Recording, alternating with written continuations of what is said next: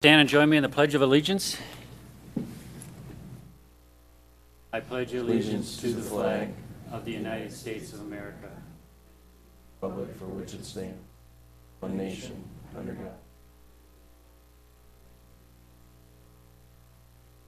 God. Okay, first thing, approve the agenda. I'm going to add under the consent agenda, letter E, which is the gambling application for the gymnastics club, which we all have a copy in front of us. So is there any other changes or any additions? If not, I guess I'll make a motion to approve the agenda. Second. Second by Pat Scripture. All in favor say aye. Aye. Any opposition? Okay, passes 4-0.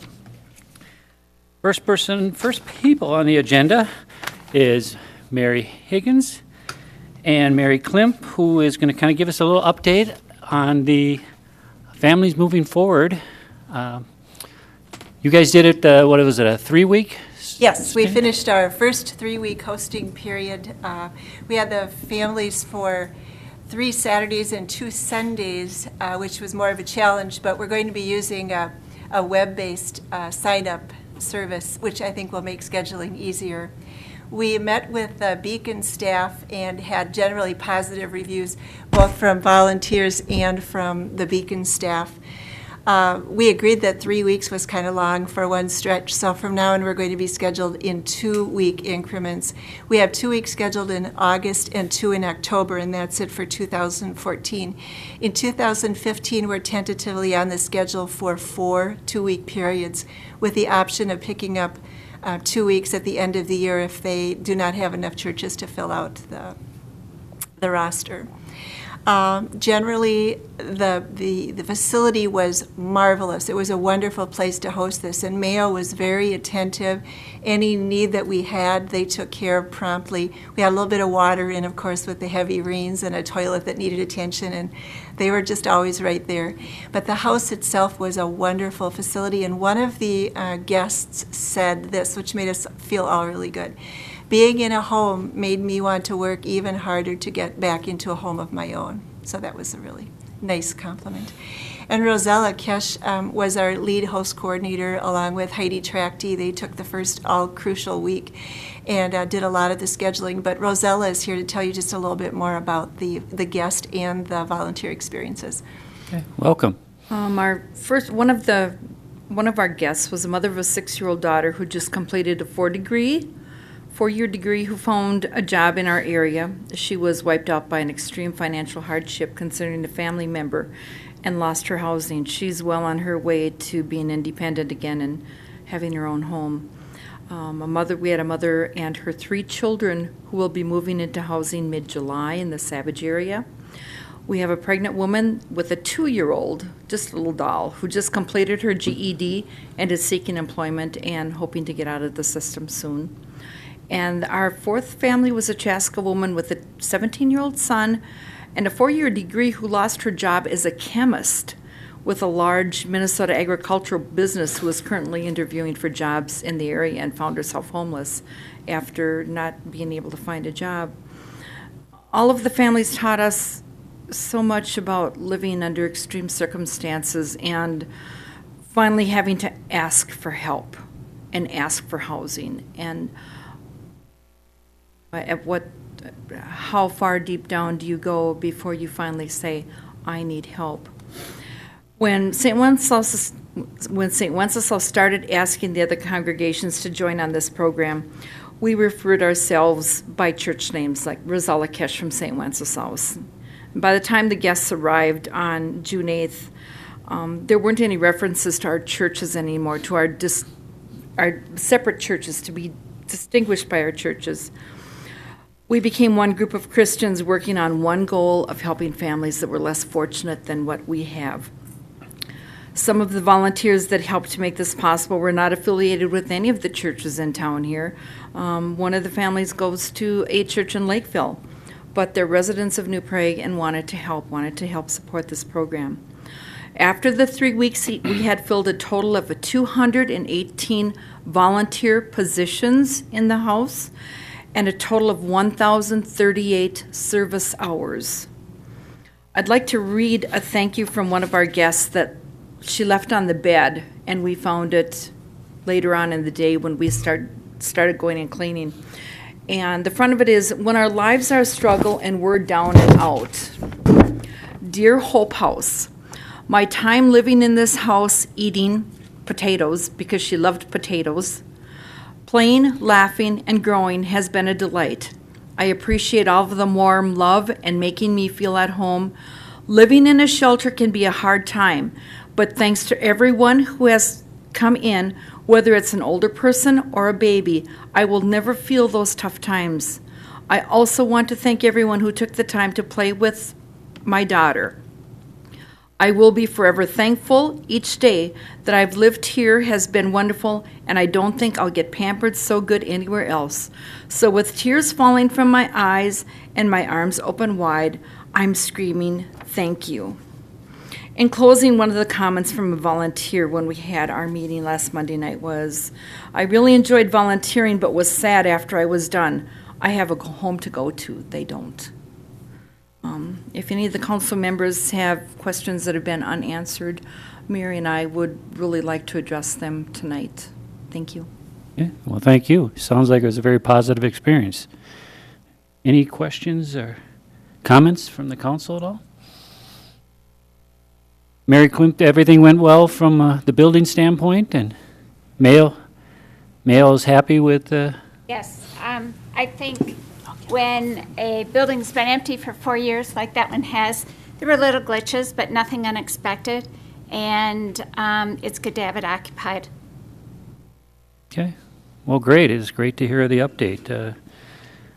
I want to congratulate you guys on a great cause. I think it's something that kind of typical of New Prague. You know, we are a very caring community, and this is just shows how caring we are. So thank you all very much, and good success in the future. Thank you. I'd like to invite the council, if you hear anything or do have any questions in the future, don't hesitate to get in touch with me, or anybody in the community for that matter can certainly contact me. Be glad to offer a tour for them or answer any questions that do come up in the future. Thank you. Well, thank you for the update. Thanks for taking on this project. Okay, next thing on the agenda, I see Russ and Deb Shirk are here, and they asked a request to come and speak in front of the council. So if you'd be so kind to, now that we're on video, you have to be up by the microphone so we can hear you. So welcome. Thank you.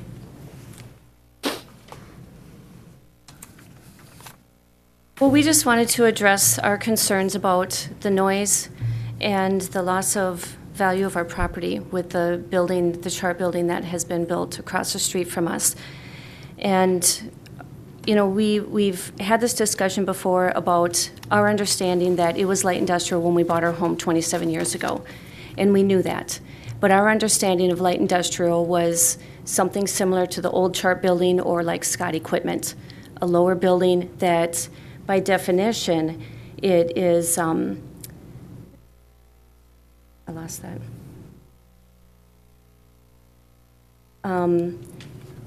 Where they are the manufacturing of like clothes or shoes, furniture, consumer electronics. In our mind, this falls into heavy industry, and we're not going to, you know, have a discussion or ask for a discussion about that, but we just want to put out there that we don't see this building as being a light industry building, and part of the reason is because of the variance that was given to them. The city allows, I believe it was 50 feet for a height of a building, but 67 feet was given to it. And our concern with that, or our question about that, is with that, you know, directly affecting us as neighbors. I know it's said and done, but we were never notified that a variance was going to be given. We had no opportunity to voice any concerns about anything that was going to happen across the street from us.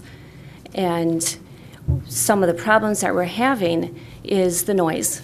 The fans that they have on the building, which are 17 feet higher than what they would have been, are causing a lot of disturbance in our home, not just outside of our home, but in our home. And we had voiced our concerns about it. A decibel reading was done. And yes, it is below the decibel reading, but we want to note that not all the fans were running that day that the decibel reading was done.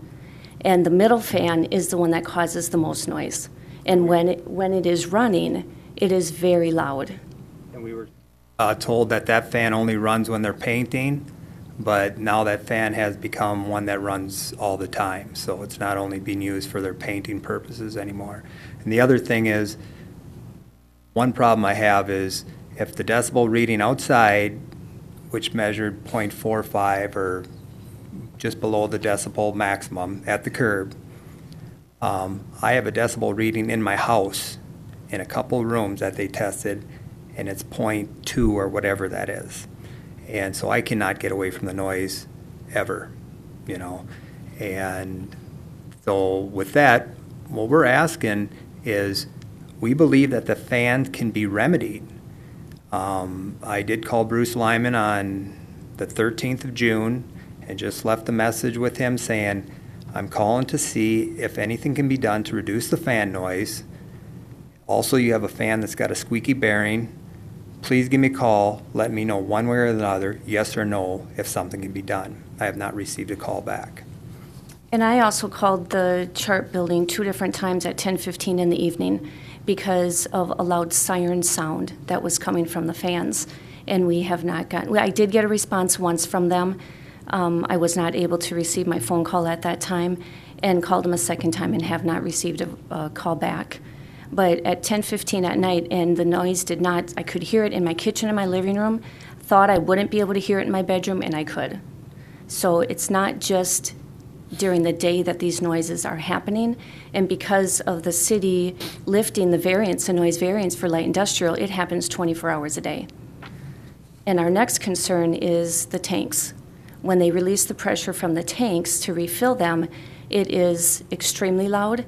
I'll let you tell the... I think you all understand, because I talked to you, and that I did call the police on the 22nd, Sunday morning at 3:20. The noise came up, and I flew out of bed because I thought it was a storm. When I figured out this noise, I gave it some time, figured it's going to go away. But after a certain amount of time, I did call the police, and they came out. I did call the police department the next morning, and they said that they have to release pressure to refill the tank. And he advised the truck driver that that's probably not a good time to do it, and the truck driver said he will talk to his boss and have them talk to Chart. So, but there was another time just recently, July 5th. In the afternoon, I was working in the house, doing some painting, had my TV on. The tank volume was so loud of them releasing the pressure. I turned my TV up just to see how loud I had to turn it. I turned it up to 93. And after the tank was done releasing the pressure, I turned it down to 23. Excuse me, yeah, 96 and down to 23. So it was so loud that I couldn't even hear my TV in my own home. so on that, I've been told with meetings I've had with Mr. Johnson and Ken on the city cannot do anything about the height variance that they've asked Chart. Chart comment was, are we in violation? No, you're not. Then why are you calling us? It does say in the notes that you guys have given us under the height variance, letter G, about I'll have Deb read this. It says, "The Board of Adjustment may impose such conditions upon the premises benefited by a variance as may be necessary to comply with the standards established by this ordinance, or to reduce or minimize the effect of such variance upon other properties in the neighborhood, and to better carry out the intent of the variance. The condition must be directly related to and must bear a rough proportionality to the impact created by the variance." So the way we read this is that the board has the right to impose on them to do something with those fans. Now, their answer to us, once, like we said, was that they said they're below the decibel reading, why are you bothering us? But it's not just an annoyance. It is changing our quality of living in our own home, the one that we've been in for 27 years. And it's not like we're asking them to remove the fans. First of all, I believe it was an oversight when they put the fans on that side of the building, not thinking that the noise would travel. They could have went out the other side. I know they said that the air makeup units are on the other side because they take up a lot of room. And I understand that it's done, but I still believe that a shroud could deflect the noise down to the ground without losing any efficiency on the fans. And it does have, under the city noise ordinance, prohibited noises. And even though they do have 24/7, you know, because the noise ordinance has been removed in industrial or light industrial, it does say that any distinct or loud noise, I'll let Deb read. Any distinctly and loudly audible noise that unreasonably annoys, disturbs, injures, or endangers the comfort, repose, health, peace, safety, or welfare of any person, or precludes their enjoyment of property or affects their property's value. This general prohibition is not limited by any specific restrictions provided in this subsection. So it's not only, changing our enjoyment of our property, but it also, according to 2 realtors, has decreased the value of our property. That just with that building being built there, it has decreased our value without them even doing any work on figuring it out. Just having the building there has decreased it. We have a market analysis done by one realtor at this time, and we have visited with another realtor. Then it goes on to the conditional use, that it would not devalue our property. But if you look out our south door, you can see the tank lot. That's what we see, as we see tanks. Now, we look out our north door, which is our main access to our house, and it's become a boneyard of tanks on the back side of the building. And when I saw the plan, it did not show storage back there. And that has become a storage facility back there. That's another item that we believe our property value, reason why our property value has gone down. There are other things, I have photos, we did not bring them, of different things that are happening in the neighborhood. My understanding is the former Hoffman property is still zoned residential multifamily and residential single family. Am I correct? Correct, Yeah. partially. Well, they are now using that as a field service shop down there. And my understanding is that is not legal in a residential property. But the real reason we are here is we have information from realtors stating that we have a devaluation of property. First of all, we believe the fan noise can be fixed. That is our biggest problem. I don't have to look there, but I do have to listen every day I walk outside.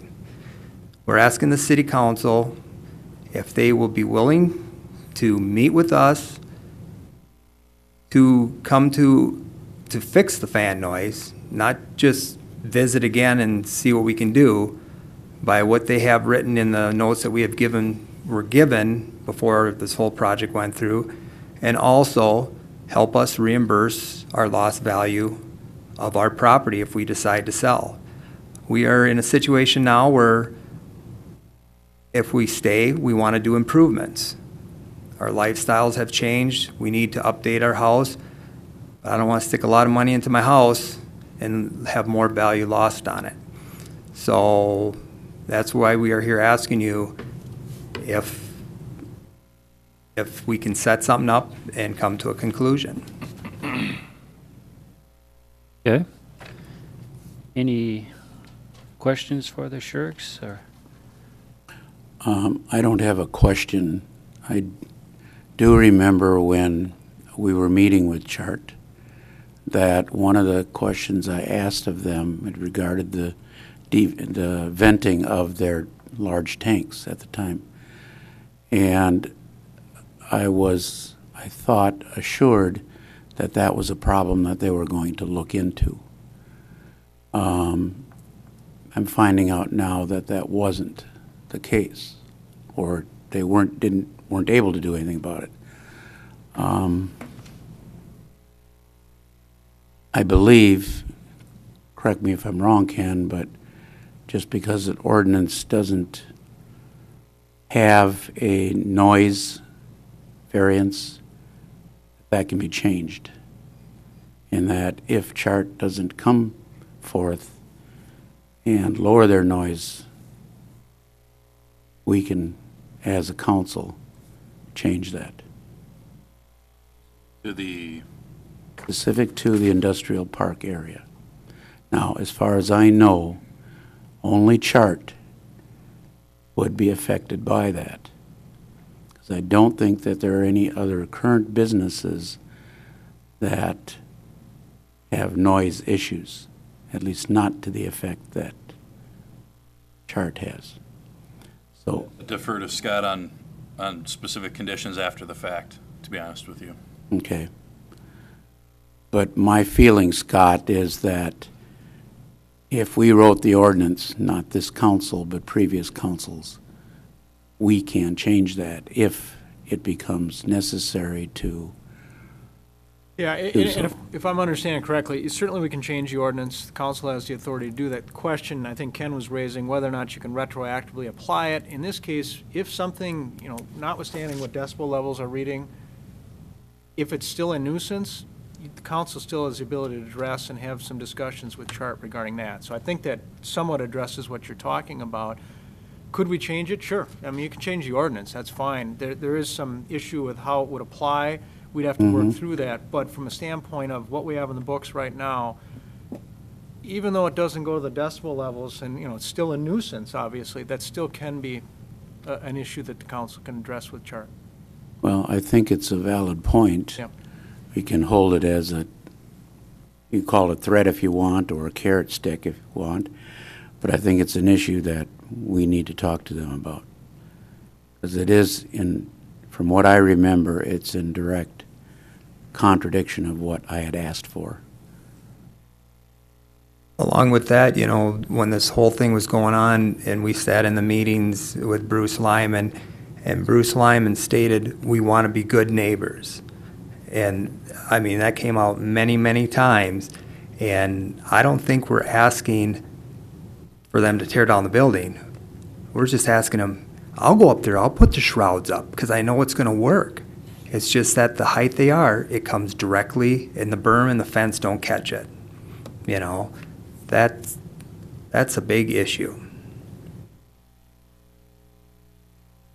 Okay, any other comments?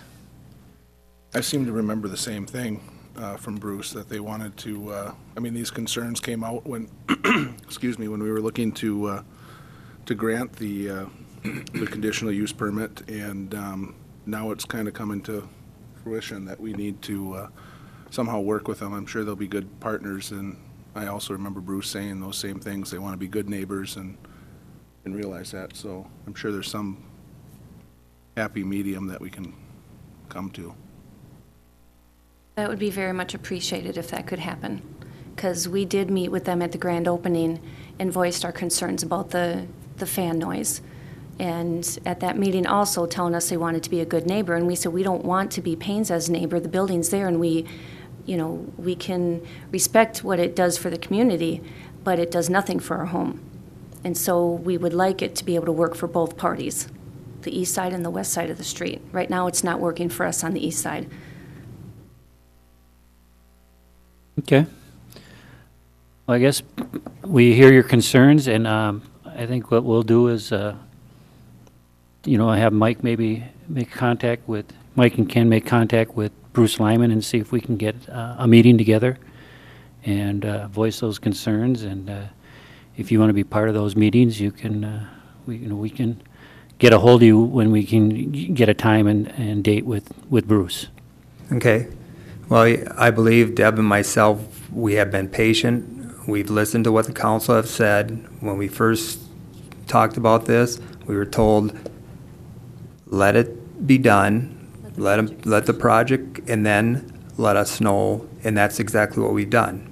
And it's been almost a year that they've been running out of there, I believe, from their grand opening. And that's why we're here.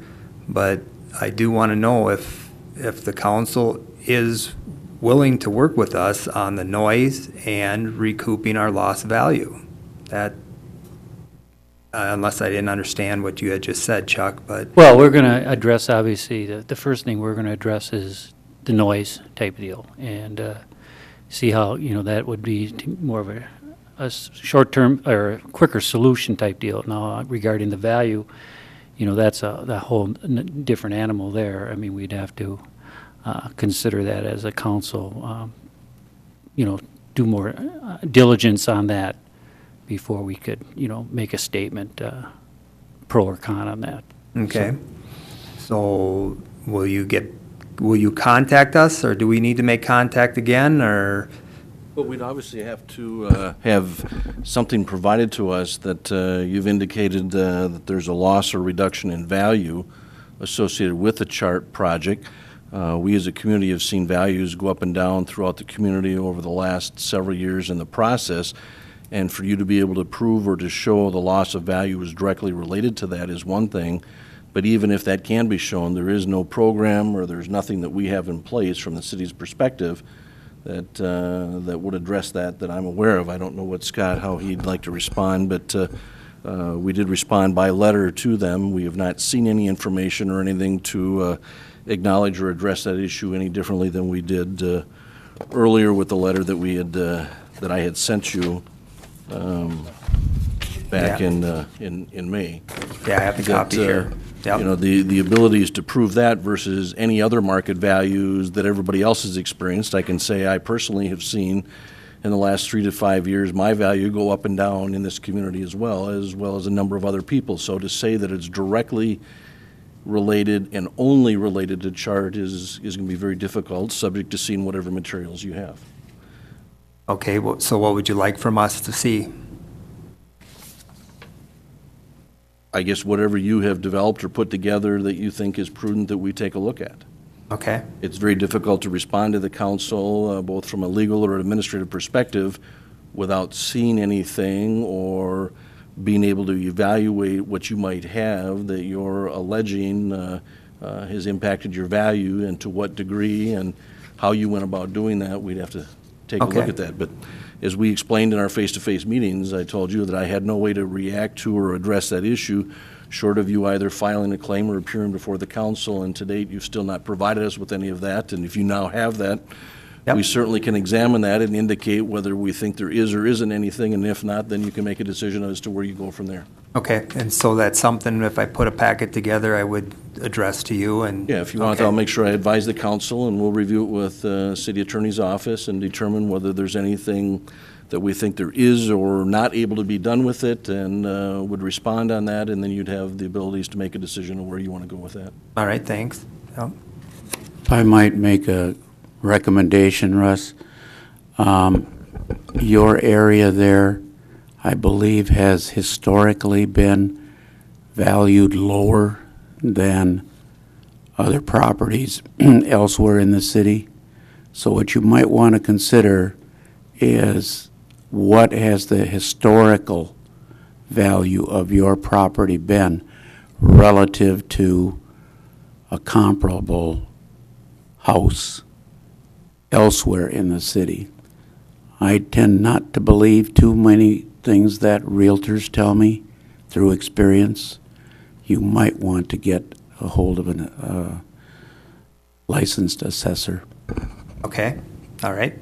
That's going to cost something. I'm sorry. I think it might be helpful if maybe the realtor, I'm thinking maybe they told you that your values, so if you get maybe something in writing from the realtor saying your value is lower because, I don't know. Okay. Just a thought. The other thing I was wondering, like, how many homes are along there? The block has 5 homes counting Cahotex on the corner. And so have you talked to other neighbors? They're having the same issues with the noise? Well, the one neighbor rents the property, so he's not there. Now he has just moved back. The elderly neighbor lady that's almost 90 says, what am I going to do about You're it? so good. Maybe she doesn't hear so good, I don't know. And one other neighbor's just kind of a little lower key. We haven't visited. We visited before, and when we visited with Chart, the whole neighbors were all together on it. And after all that has happened, Deb and I have just been working on ourselves for our best interest at this time. So. And as far as Cahotex, at the end, you know, they've had that, we call it the blue building, across the street from them for years. And their feelings were, it's not going to change anything if we complain, so we're not complaining. But the noise is louder, just as loud there, but possibly even louder when they let the air out of the tanks. I know when Mike Leahy lived, his house got bought from Chart.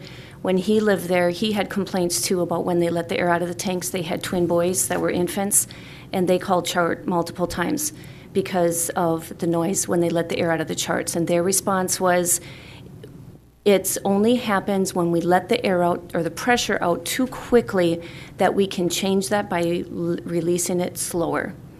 And the noise isn't as loud if they do it the way that they can do it.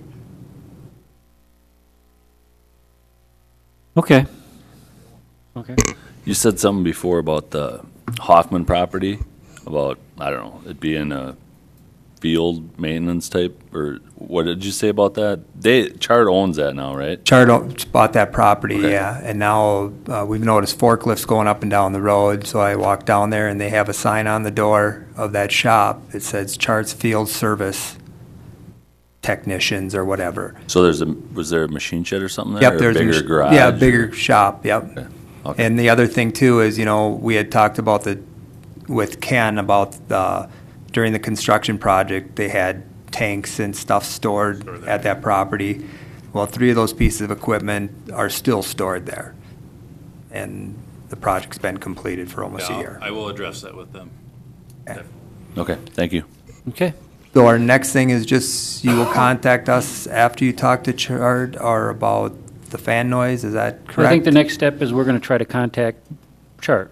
Yeah, and if I could jump in, I just wanted to reiterate what the letter that they received, that Mike provided back in May 22nd, really kind of stated where the city was and where the decision-making went in and analyzed both the variance and the conditional use. They're asking 2 questions, obviously. You know, how do you handle noise? That's a straightforward enforcement issue that Mike and Ken can deal with and deal directly with Chart and with both the property owners. As to values of property and things like that, that's a difficult issue, obviously. Council has to have authority to pay money out. You don't have authority to pay money out unless there's a statute or some provision that allows cities to do that. In this case, obviously, you went through a process. These items were approved. Variance, conditional use, things like that were approved. There's a record that's created before you. We analyzed that. I did look at everything again, did talk to Ken regarding this. That's where Mike's letter came from. That's the result, and that's the product of that. You know, typically councils will not pay money out, or not authorized to pay money out on somebody bringing in some type of analysis from a realtor. That's just a reality of what's there. If there was some allegation made that there was some regulatory taking, or by approving this there was something that occurred, that's a lawsuit. That's not something that typically a council would deal with until a lawsuit is brought forward. And I just want everybody to know that it's a long ways to get to where you would talk about any dollars whatsoever, or the city would be authorized to pay any money. And that's a long ways down the road from where you are right at this point. And again, based on what was looked at, based on what was in the May 22nd letter from Mike, that's a tough one for the property owners to bring to the council, and the council to have ability to pay something. So I just want everybody to know that's just the reality. That's where the law is in Minnesota on this. And that's why I tried to say that in talking with Mike when he put this letter together. Everything was followed. And in fact, many of the approvals that were done for Chart probably would have happened notwithstanding whatever complaint any citizen made, because CHART met the standards for allowing those approvals to go forward. And in fact, if the council didn't approve, CHART would have had a very, very good case to say, you have to issue these permits to allow us to move forward. And that's the reality of what you had before you and what the council dealt with before. But notwithstanding that, any information you can provide to Mike, certainly I'll talk with staff and look at it and see if there's something there. But I just want the council to be aware. The letter states pretty clearly where the city is and can be from a legal standpoint at this point in time. And Mike and I did consult when he put this letter together. Even on the height variance, I mean, you know, because the height variance, I understand if they need a height variance on 1/3 of the building for the crane to operate or whatever, but we're talking a height variance for a 850-foot long building, you know. Well, I understand that, and again, that's somewhat touched on in there, that they could have put up something industrial. And the reality is, whether or not there's a degree there that somehow that variance caused something more, that's not what was in the record when the council went forward and approved this. There was nothing that would say that that was the case, and that's what a court would look at if they were analyzing anything. And I'll say, if they were trying to allege there was a wrongdoing or an approval the council wouldn't do, that's not in the record. That's not going to be found. I'm not aware of it. Ken's not aware of it. I've looked at the stuff that was before the council, and that fact just doesn't exist. And that's just the reality of how the law would look at that. But I do think it's worthwhile exercise to see what you have, so Mike has something to respond to and look. Right, but I do think the fan reduction noise would be a big I think thing. the council, Mike has already said that. I think is something that could move forward immediately. And as I noted to Councilmember Brujek, that yes, the city has the ability to do that. That should happen. You know, I'm sure Mike will be on that right away. So a question I have then is, the city does not have an obligation to the residents that are directly affected by variances like that, so that we would have a voice to at least voice any concerns or ask any questions before the city goes ahead and approves these things? Because we were not even notified about anything about this until the city permit, the land zoning or whatever it was called, was approved. That was the first time we as neighbors were notified that anything was happening across the street from us. So my question is, does the city have an obligation to residents who are directly affected by the choices that the council makes? Do they have an obligation to the residents? Because there was no notification to us at all that this building was going to be here or that the variance was going to be allowed. And on our variances and All conditions. appropriate notices for the conditional use permit, and the variance code does not require a public notice to go out for a public hearing, but you were notified as property owners, as was everybody on First Avenue Northwest over there. And everything was... I know you were at the meeting. We were. Mm-hmm. But what's interesting about that is that everything went forward. There was no real opportunity for us to voice any concerns that were going to be heard, because the decisions were already made.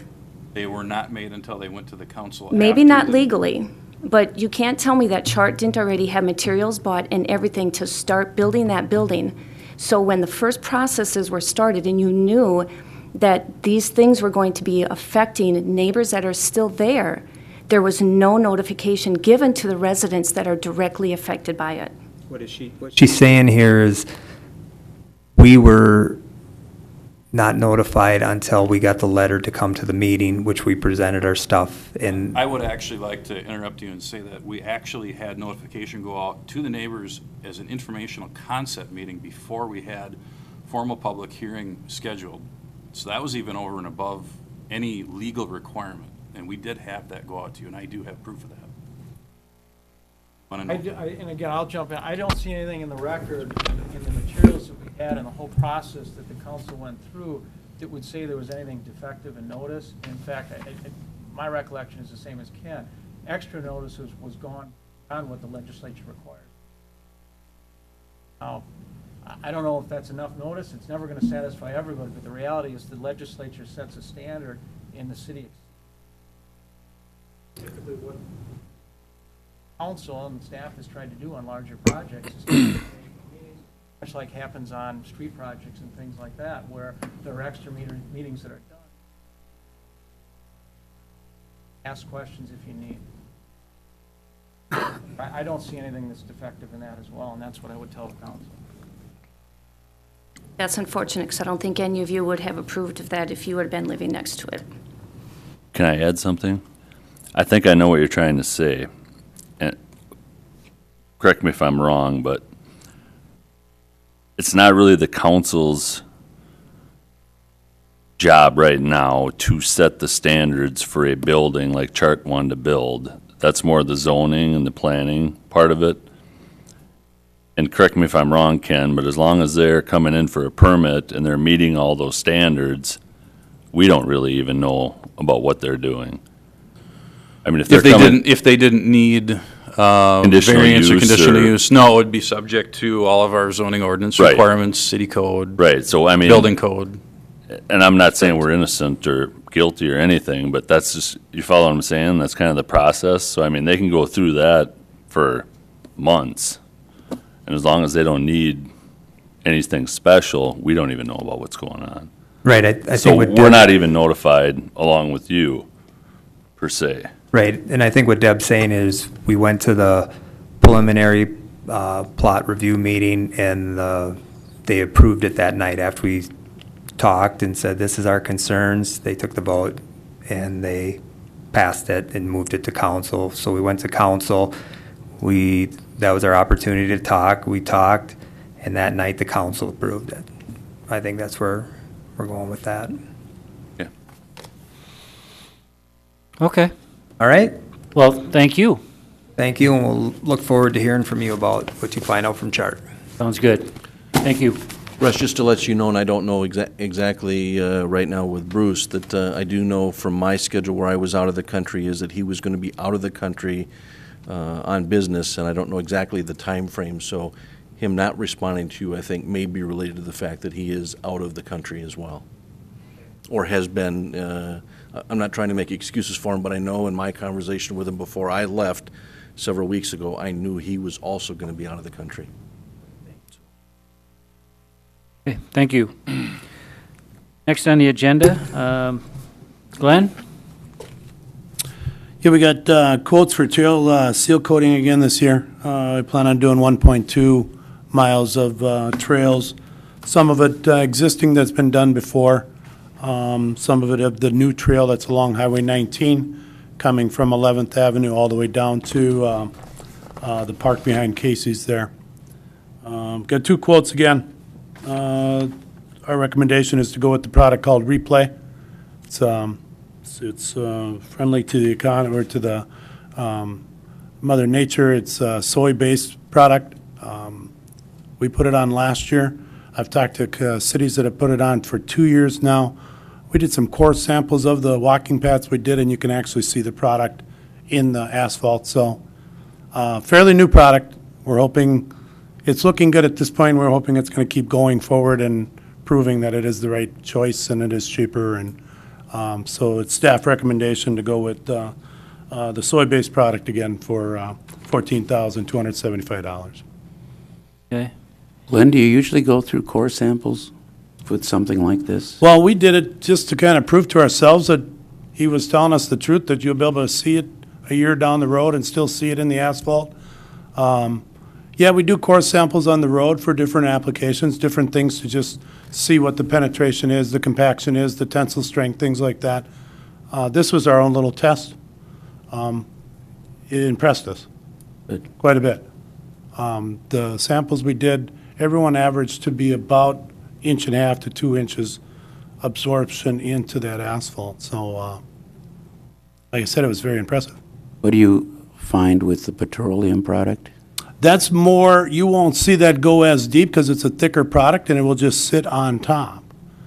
And that's kind of what caught our eye with this product is sometimes with that asphalt-based product, you'll see it kind of almost flake off or peel off in different spots because of probably there was dirt there or oil of some kind that it just didn't match, where this has not done that yet at all. So, like I said, we're pretty impressed with it. Hopefully, it's a very new product, so we're hoping that 10 years from now we can still say we're very impressed with it. I like that it's environmentally Yeah. friendly. Yeah, it is pretty cool that Doesn't screw up nature at all. I move we accept the bid that the staff recommended. Second. Okay, I got a motion by Mark Bartuszczyk, second by Pat Scripture, to accept the bid for $14,275. Any other comments or statements? If not, all in favor say aye. Aye. Any opposition? Okay, passes 5-0. Next, Next thing, we'd like to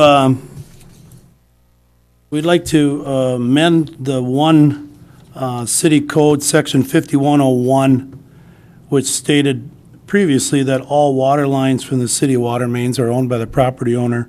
Would like to add the word connection to that. It's always been our policy or our practice that the homeowner owned the connection and the water line. So we just would like to add that word connection to the 5101 A.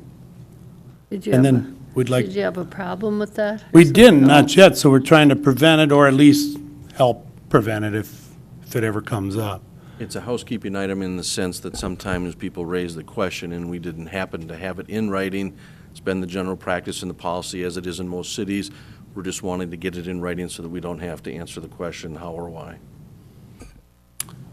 Which brings up then the sewer one, which there was nothing in the ordinance stating anything about the sewer lines. And again, it's been the common practice here in New Prague that if there was a problem with the water or the sewer line, it's always been the property owner's responsibility to repair it. So we'd like to add that to 5204 line M to state basically the same as the water. All sewer connections and lines from the city's sewer mains are owned by the property owner. And again, we've told people this for years, it's never come up, prove it to me, so that's why I think it's a good idea to add it in there. does this have to be like, a change like this, does this have to be like a first reading? First reading now, adoption at the next meeting, and then publication. Okay. But when you say sewer line, are you saying from house all the way to the main in the street? That's correct. So if something breaks past the boulevard, closer to the main, the homeowner's still responsible for that? That's correct. It's been that way for the water line, it's been the ordinance, and again, it's just been common practice, or what we've always practiced here in town, as long as I've been here, is that it's been the water and the sewer that the property owner owns all the way to the main in the street. What type of things cause a problem? I mean, You'll see more of a trouble with the water line than you will a sewer line. Water line will be because a connection will start to leak. With the copper pipes used to be years ago, the flare fitting we used to call rot away or kind of pit away and again start to leak. The sewer, you don't see much of that anymore today because of the plastic lines that we've been installing since the 90s, or the new services with the reconstruct. Old clay lines, you're going to get settlement in the lines. The clay's going to separate Roots. tree roots, exactly. We are eliminating quite a bit of that with these reworks, at least up to the right-of-way. If the homeowner chooses not to do anything from the right-of-way into the house, and they have a clay line and they have tree roots, when we're going through on these reworks, we do look up the pipe, and if we see something that looks bad, we let the homeowner know about it, and then it will be their decision, and it's noted on our inspection sheets, and then it's their decision if they pursue that or if they just let it go and take the chance. Okay, any other questions? No, I'll make a motion to approve the amendment to city sections 5101 and 5204. second. I got a motion by Dave Brusick to approve the amendments to, so this would be the first reading, and second by Sean Ryan. If there's no further discussions, not all in favor, say aye. Aye. Any opposition? Okay, passes 5-0. Thank you. Private improvement petition and water waiver. This is the private sanitary sewer line on 3rd Street Northwest, which is part of this year's rework project, the 2014 CIP. This is one of 4 lines that go into the old 12-inch sanitary sewer that, according to our comprehensive plan, we will be abandoning someday. There's no set plan on when that's going to happen, but we felt this was the time and the opportunity to at least let the homeowner know that there's something they can do to, and we could probably have a play in this to help them out. So one homeowner decided to go, and again with Mike's help, Ken's help, and Scott's help, we came up with the agreement that they signed, and basically petition asking the city to put it onto their assessment so that they can pay it along with the other assessment with the road construction. So there was one other homeowner that did it on their own at 313 3rd Street. He just hired the contractor on site and had him do it all the way to the house. So he's off. So there's two more that someday, and we stubbed sewer lines into their property. So going forward now, if anything happens to their line going to this old 12-inch, they do have an option in their property right now that they can hook up to and, take care of their problem. They just chose not to do it at this point. So, Is that something that has to be noted when they sell the property? These people sell the property, do they have to, is it something that has to be noted that? I'm just asking, I don't. Yeah, no, I mean, I don't think it arguably will. no. I mean, they're compliant, and what's there is what's there. So no. I think the gist of what Glenn was trying to say is that we've had conversations with the homeowners on a voluntary basis that, as you heard in the previous one that you took action to kind of confirm and to put into writing, is that the service line from the house to the main is the homeowner's responsibility. In light of the fact that we know at some point that we may abandon that sewer line, don't know actually when, is that we've notified the homeowners with this improvement project.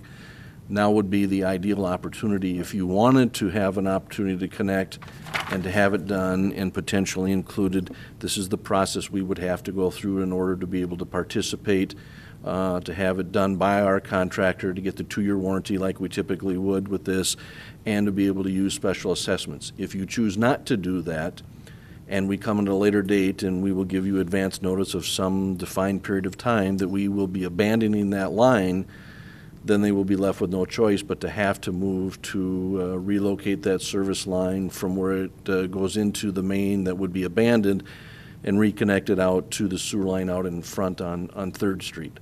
So we've done our notice to the current owners. There's nothing that we have that's filed of record because there's no special assessment or anything pending that would be a notice that would be filed on that property of record, which is what I think the question is that you're asking. Right. So if they are to sell it to somebody else, then it ends up becoming buyer beware, however they might find out, unless they came in to talk to us about their utilities before they purchased the house. Yeah. So we've done everything within our power and capability with all of the current owners to work with them, to give them the opportunity.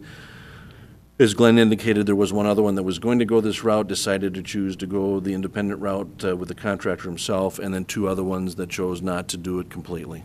that's correct. When you stub it off, is that just in the middle of the street there? So that there's an, No, it's stubbed into their property. oh, okay. They're assessed for that stub. It's Okay, so you just- don't have to wreck the curbing? Exactly. Okay. Yep, it's up to the right-of-way line, so it's really no different if they do it today or do it tomorrow. It's just, if they do it tomorrow, they couldn't have put it, they can't put it on this, they can't Right. be assessed for it. Okay. Which is the primary reason why Glenn explained on all of our reconstruction projects, whether the homeowner has to do anything to their service line or not, we go from the main to the property line, because what it saves the homeowner is the cost of having to dig up the street and take it down to the main at a later date and time. That when we reconstruct the street, there's no sense not bringing it out of there, so all they have to do is go to the property line at a future point in time. Okay. Saves them many dollars in the long run. Sounds good. Why wouldn't we just make them all do it?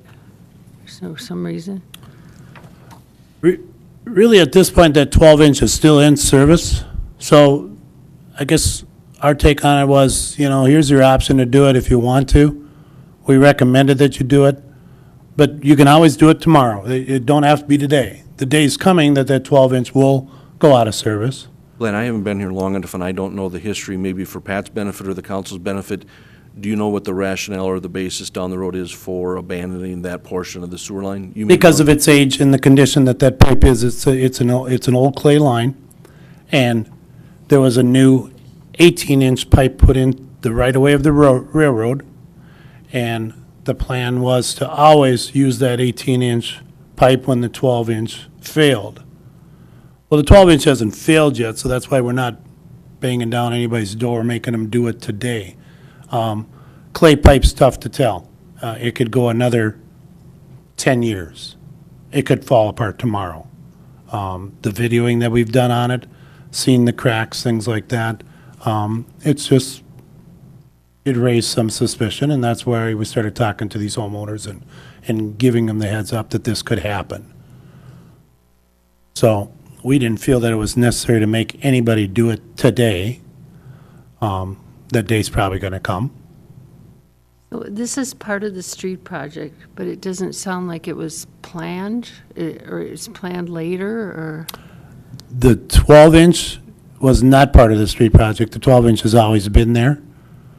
The 12-inch runs from, I mean, this, what the homeowner's having to do. No, the initiation of even considering participating with the homeowner came out of the discussion in the neighborhood meetings with the homeowners in going through the process, that it raised the question, and it has taken them some time to, in some cases, they took a look at getting their own estimates. In the other case, it came back, in this one, we got an estimate from the contractor to take a look at which way do they want to go, how can we assist.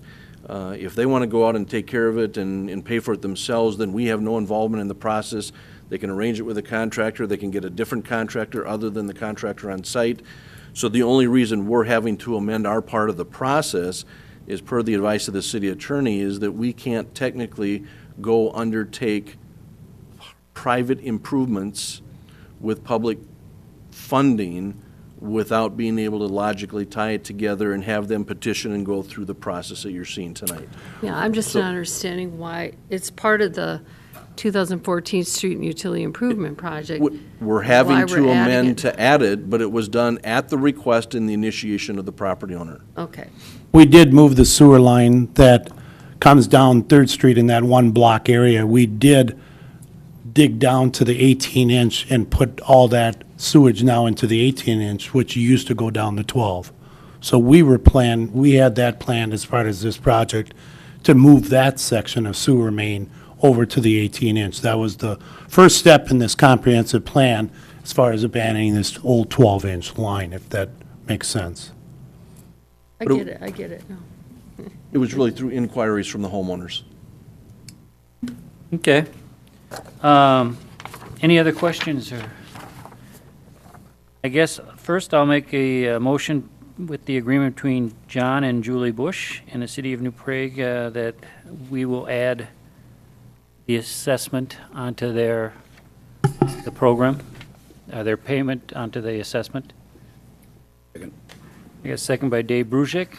All in favor, say aye. Aye. Aye. Any opposition? Okay, passes 5-0. And next, I'll make a motion to add the modification to the contract. okay, got a motion by Dave Brusick to approve the change order number 2 to add this onto the contract.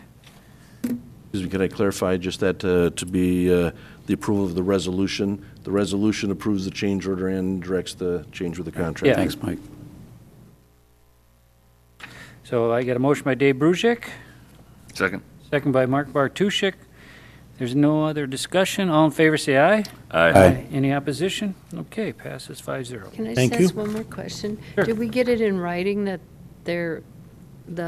John and Julie Bush are approving They signed the this? agreement Yeah, they Okay. signed this Should be agreement. part of your packet. in your there. packet. Get a chance to look at things that could.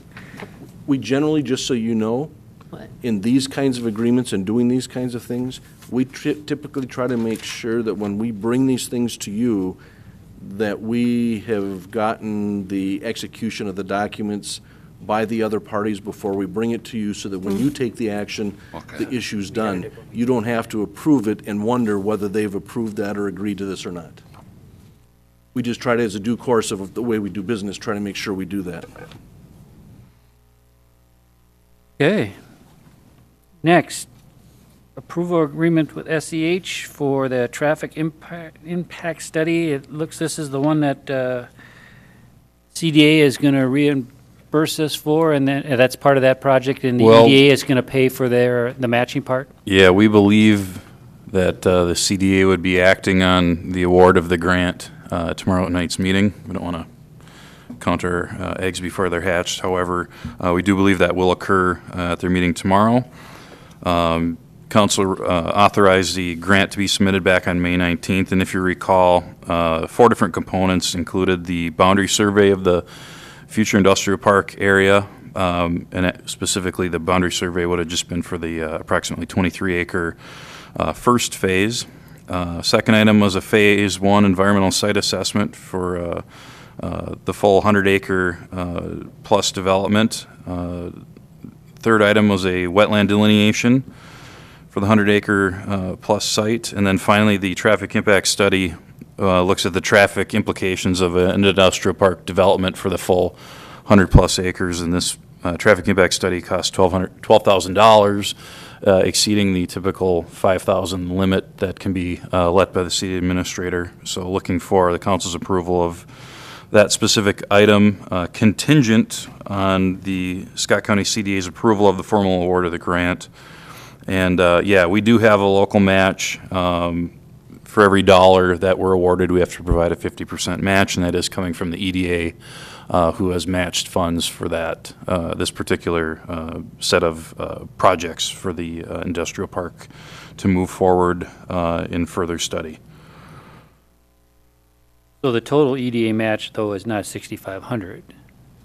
That's just For the, all 4 components, yeah, not just for the traffic impact study. Oh, so the 6,500 is the total? Is their total match for the full set of project costs, which were $19,500. Oh, I get it. Yep. Okay. Any other questions for Ken regarding this? If not, I guess I'll make a motion to approve the agreement with SEH contingent on the CDA approving the grant in their meeting tomorrow. Second. Second by Sean Ryan. Any other discussion? If not, all in favor say aye. Aye. Any opposition? Okay, passes 5-0. Consent agenda. I did mention to Mark that we did add letter E, which basically was the application for gambling for the gymnastics club. Is there any other questions or concerns in any of the agenda or consent agenda items? Did you get like a duplicate of the judges, am I not? Well, I think one's for the primary and one's for the, Oh, okay, so we had 2? yeah, general election and the primary. Got it. Yeah, because there is a primary, what is it, August 12th? Okay. And then the general election, so. If there are no other questions, I guess I'll look for a motion for the consent agenda. Move. Second. A motion by Dave Brusick, seconded by Mark Bartuszczyk for the items in the consent agenda. All in favor, say aye. Aye. Any opposition? Okay, passes 5-0. Miscellaneous. Glenn, you have anything?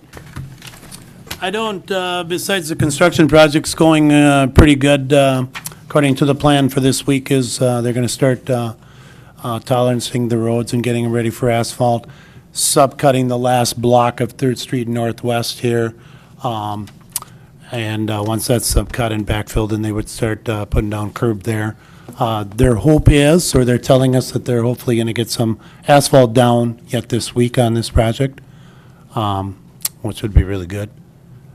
So that's just an update on the CIP project. When's the estimated finish?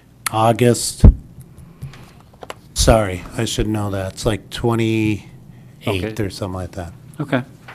Glenn, what about the curb and asphalt on the alley by St. Wentz? That also hopefully is going to start getting gravel yet this week. It was a little soft. They're hoping for it to dry out a little bit. That was the holdup with that. So again, if that's going to firm up and we don't get a bunch of rain tonight, then hopefully they'll start backfilling that this week. That won't take long. It's just we got to get that thing to dry up a little bit. They did put tile down the middle. That seemed to have helped quite a bit. It was amazing how much water that tile was taken out of that road, so. Good. Ken, you got anything? Quick update on the pool survey. We obviously got that mailed out. We have a little over 650 responses so far out of 6,100. So we're a little over 10% on the return rate, which actually is pretty good overall, but we've got about 2 weeks left here to go. Not going to draw any conclusions yet at this point. We'll wait for that. But people are taking advantage of the last few lines to fill in comments about their other opinions. So we'll have the full summary for you, hopefully as quickly as possible after they're in on the 21st. But could take a while, roughly 50-50 on the online versus the paper copy. So paper copy ones are going to take a while to put together and summarize. So. Okay, well, thank We you. had a Looking good. couple letters to the editor in the paper, too. Yes. Yeah. Actually, I think we've had 3 total that have been addressed about the pool survey and varying opinions on particularly not including the indoor pool option would be the major one. Mm-hmm. And some misinformation in them, yeah. Yeah. So I've gotten a lot of calls and explained different aspects of what we included or didn't include in the survey, and I think we'll have a lot of opinions we'll probably have to share with the school district and as they go forward with their facility planning. And I've already let the school know that as well. So we'll be talking to them as well. Probably invite them to see the results and everything along with the council. So. Do you know what the status of that committee, was it supposed to start in September? September is what I'm hearing. Yeah. Yeah, their facility. Facility I think planning. it starts in September. Mhm. I know some people, there must have been an application for people who wanted to serve on that committee, and I just was wondering, so. Yep. Okay. The timing, we should have that all summarized and everything, so that'll be good information for that process as well. Good. Good. Thank you. Pat, you have anything? Yeah, the compensation study. I spoke with or sent an email last week upon my return. I got a confirmation today that the list has been picked out, but the lady that's involved in it wasn't in the office, and I tried to call her, so my goal is to follow up this week.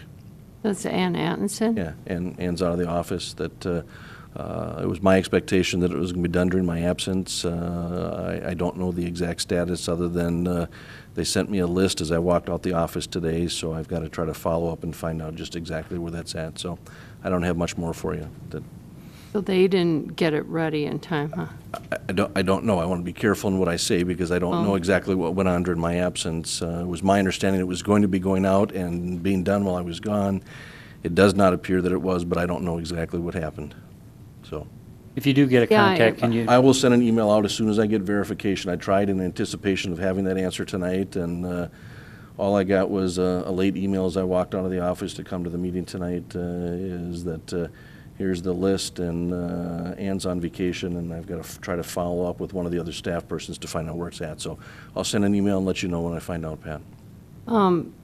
Because at the last meeting, you said it would be ready at the end of June, and then I expected it to be. And so I don't know what transpired from when I left till now as to why it didn't get done. Yeah. I'm just not very happy about it. I'm having a hard time here holding myself back. I just want to yell about it. I mean, I was at that league conference, and I put the question out there to several people. Have you ever had compensation study? How long does it take? And nobody could believe that, 15 months, and it's going on 16 months for us. They're like, you're kidding. It's just, I don't get what's happened. As I told you, and part of the process was the review and all of the work that we did in the job description. My delay in handling that process and going through the reviews that were done that came in from a number of departments that I ended up having to backpedal and take care of. So the compensation part of it isn't the hard part, but they wouldn't start that process until all the job reviews were done. I'm just concerned about how we're treating our employees and what kind of a message that sends to them. We can just take forever to do things.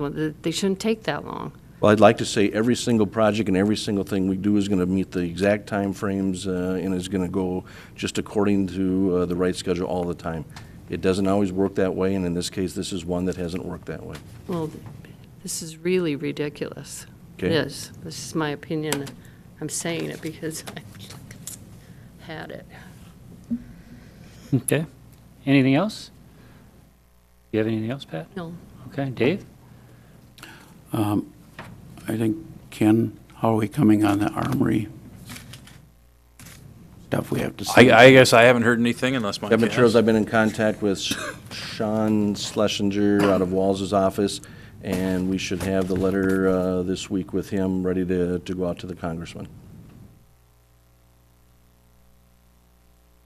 Mark, do you have anything? I do not. Sean? Nope. Mary Jo, you're awful quiet again. One of these days, you're going to have something, I know. But Patrick, how about you? You got nothing? Scott, anything? Okay, I don't have anything, so I guess I'll make a motion to adjourn. Second. Okay, I got a motion by myself, second by Dave Brusick. All in favor, say aye. Aye. Any opposition? Okay, regular meeting is adjourned.